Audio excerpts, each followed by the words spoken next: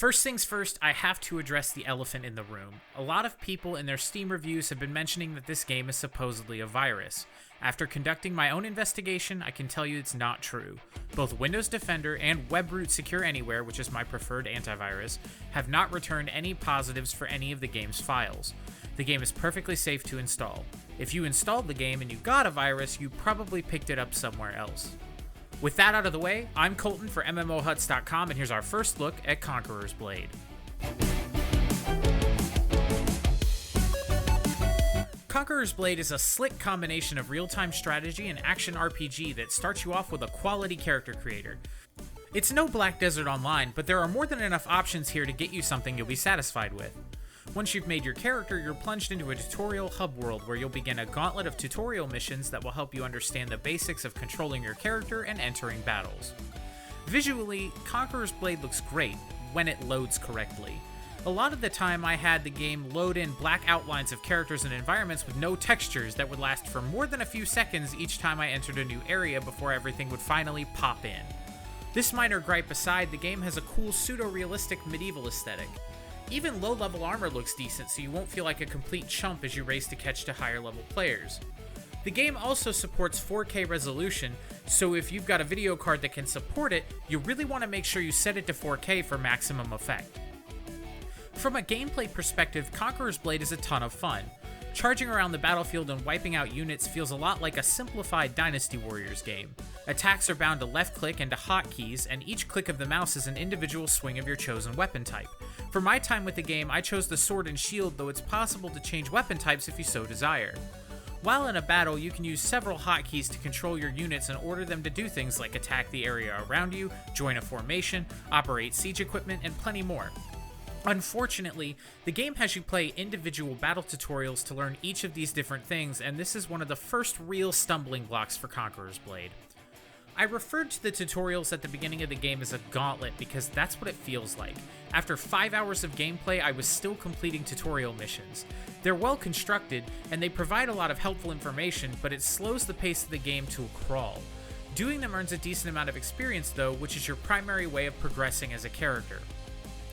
As you play through the missions and battles of Conqueror's Blade, you'll earn experience and gain character levels like any other MMORPG. Each level earns you stat points you can spend on your stats to increase your character's overall effectiveness and create a unique build. As you earn experience, your units will also earn their own experience, which you can spend in an expansive tech tree. Combined with bronze coins won for participating in battles, you spend these resources to upgrade and research new units for you to deploy on the battlefield.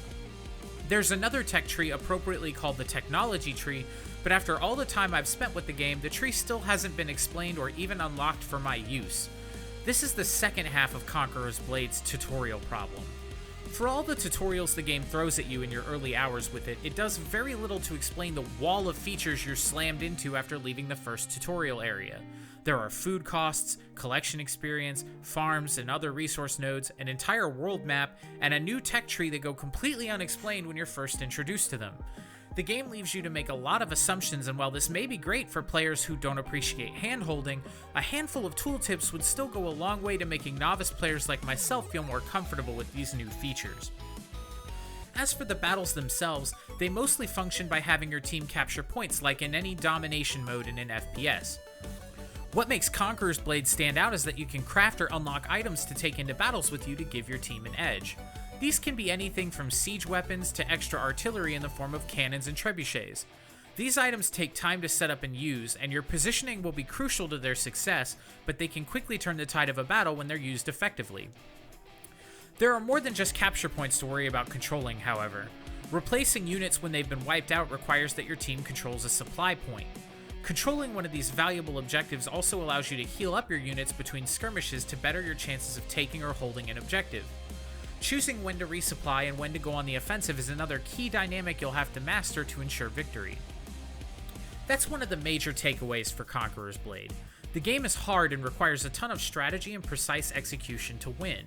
This isn't a bad thing, and in fact, it'll be a huge draw for those of you who are fans of hardcore strategy games. You'll have to cooperate with your teammates, and you'll likely want to start joining battles with friends for maximum effectiveness. Difficulty aside, Conqueror's Blade is still a fun game.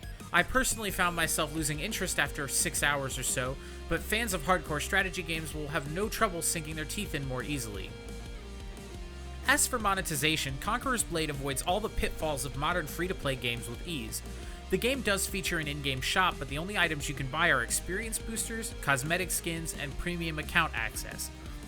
Having a premium account offers you extra experience, unit XP, and honor at a 30% increased rate among a few other benefits.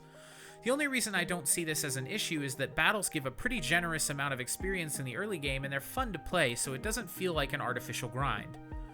Honestly, the only other problem I ran into during my time with Conqueror's Blade was the occasional crash. This only happened when the game was trying to load into the character select screen, and it only happened 2 or 3 times over a week and a half of playing, so it wasn't a massive issue. This is something that can be easily fixed as the game receives more polish. Overall, Conqueror's Blade is a decent game that's sure to challenge even more seasoned strategy game veterans. It's in desperate need of some polish and some more refined tutorials, but the foundation that they're building on is solid. If you're into hardcore strategy RPGs, it's worth checking out. Well, that's all for today. Let me know what you think of Conqueror's Blade down in the comments below. Make sure you subscribe and ring the bell to get notifications, and keep it locked on MMOHuts.com for all the latest gaming news and reviews.